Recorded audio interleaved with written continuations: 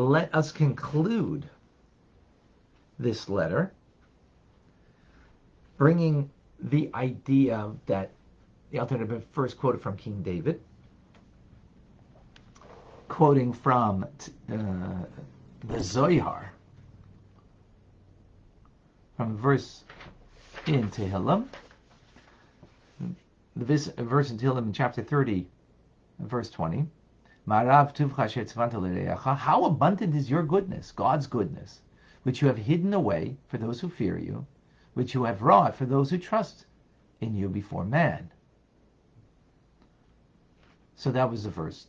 From there we went off to bring out the idea that there's a right and a left. In the divine order of things, there's two types of personalities. The left being going modestly in your service of God, doing things in a very limited, measured manner, as opposed to the right, very expansive, not merely fulfilling your obligation, but always feeling it's not enough. There's more to do, whether it's being charitable, whether it's in any way of doing a mitzvah. And that's what we explain. And what do we say? You need to incorporate both. So here the Alter Rebbe says that this verse brings out this idea. So what are we saying? That the attribute of goodness and chesed, kindness, that is in a state of concealment, right? As we explained, that those who are of their nature, their godly nature is of the left, they are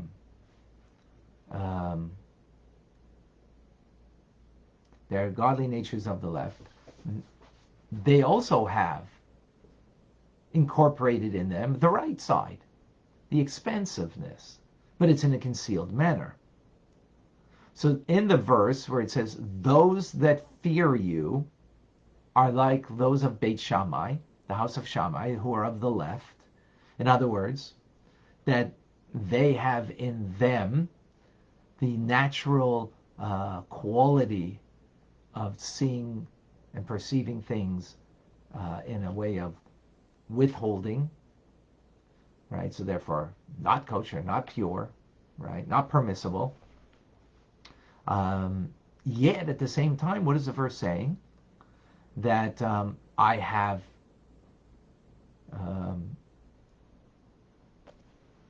that there's abundant goodness for those that fear you, but it's hidden.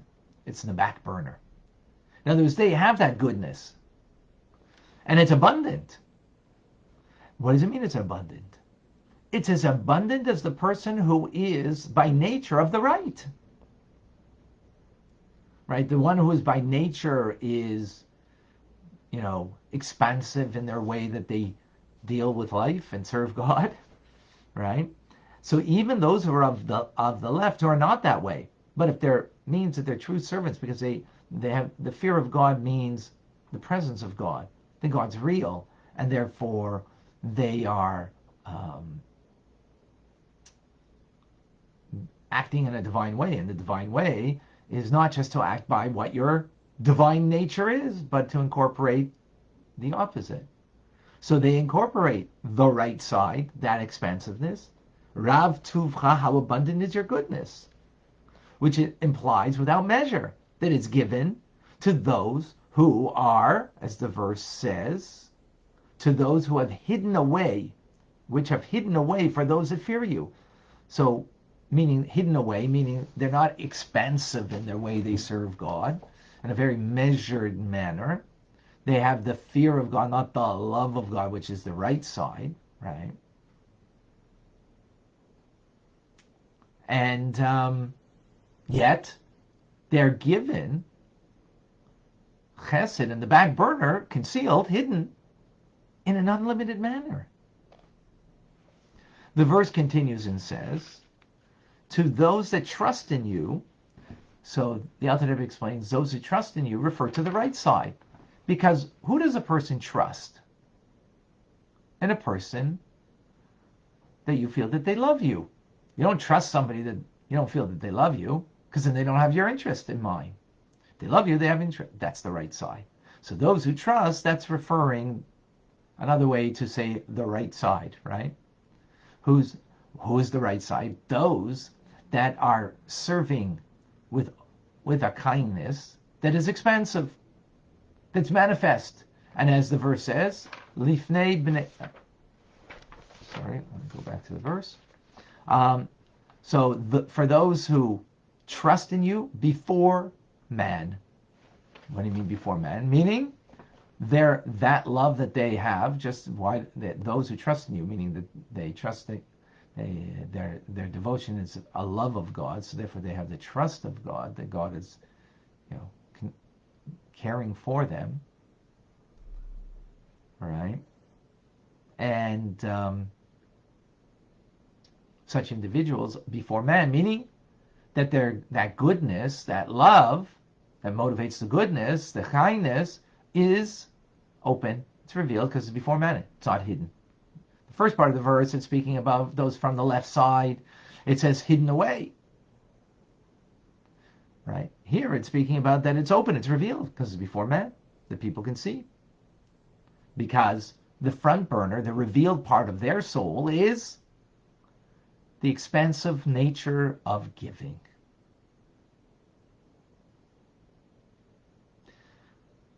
So, what the Alter Rebbe says, that this should translate in kindness that is expansive. So whether you are by nature a godly soul that is expansive, and therefore you give with kindness, without limit, that doesn't mean just that kind of person, that kind of quality of soul, that personality is the only one.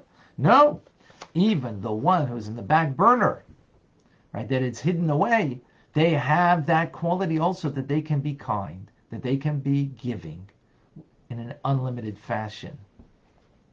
In an unlimited fashion. Even though it's not their nature, it's not their natural way to serve. But they have that within them. God gives it to them. Gives them that quality. I mean, they do it through their divine service, but that is given to them, that they can also give in such a manner, even though it may not be open and apparent. It's not their, again, the front burner, what is the way they are openly serving, but that quality is there. It kind of hovers over. It's a back burner. When the time is needed, it will be revealed. It can be revealed. And therefore, the Alter Rebbe concludes this letter and says, open up your hands and give. Give charity with a full and open hand. And the Alter Rebbe says that these words are the one from who loves you with all his soul, who seeks your welfare and heartfelt and soulful longing, and signs it with his name. And that's the end of the 13th letter. So,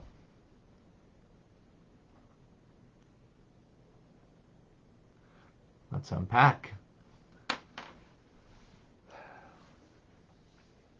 So the bottom line over here is expansive giving, limitless giving, even when, the person is very measured and does everything precise, what is obliged, we still have the quality, need to entertain the quality of something that is above and beyond. And we have it. That's what is truly divine service. That's a truly divine service, acting divine. So we see what's beautiful to see is you say a verse in Tehillim, and okay, for the most part, it sounds very poetic, and the Alter Rebbe shows us how precise the words are, and how it brings out a very deep meaning.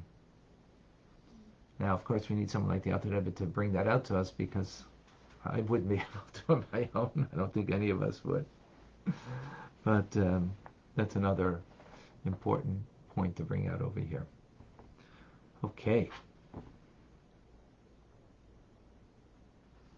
Questions, comments, thoughts, ideas, please share. Two question marks, and then the question.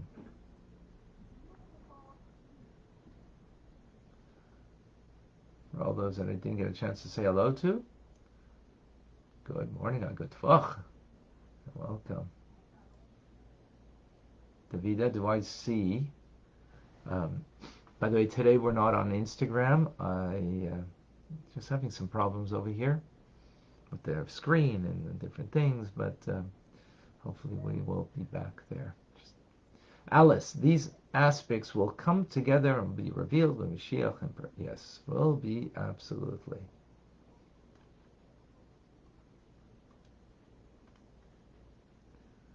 Okay.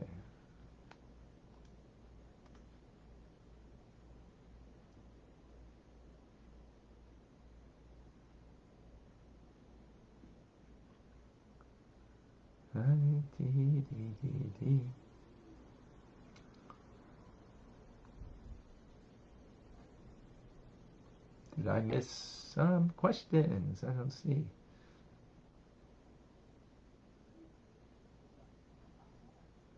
Oh, Aryeh. If we're to greet Mashiach now, isn't it our interest to subsume others' aims in our quest to bring by the Beit HaMikdash? Subsume other aims. I'm not certain. Aryeh, what do you mean by to subsume other aims? What does that mean? I'm not clear. Isn't it an interest to sub?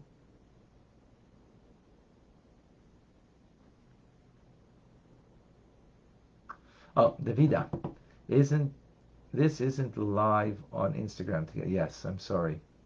Yeah, as I mentioned, I'm having difficulties.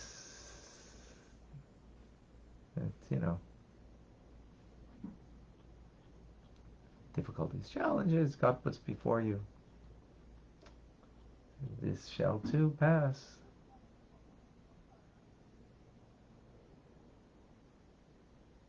Betty has a question. Why bad forces are getting stronger? Betty's asking a good question.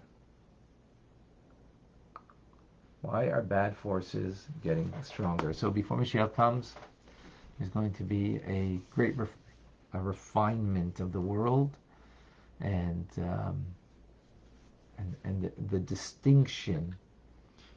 There's going to be a distinction between good and bad. They'll be in such a wider path. And it's still, so that's right before Mashiach comes. Also, that's one thing. Another point is, it's the last hurrah for evil. Really, it's the last hurrah. So, before rigor mortis sets in, the last hurrah. Because Mashiach is coming, and this is it. So it's trying to, it's like that last effort to try to fight back to save your life. That's the last effort. Andrew, does giving to Chabad and other Jewish religious causes fulfill the mitzvah? Yes. If you're giving to an institution that is helping people to get closer to Hashem in Torah and mitzvahs, so then that is part of the tzedakah, the mitzvah of tzedakah. So it's not just feeding those who are hungry, physically hungry, but those who are spiritually hungry.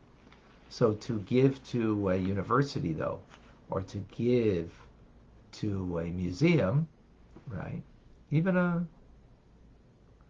if it's a museum that's dealing with the Holocaust,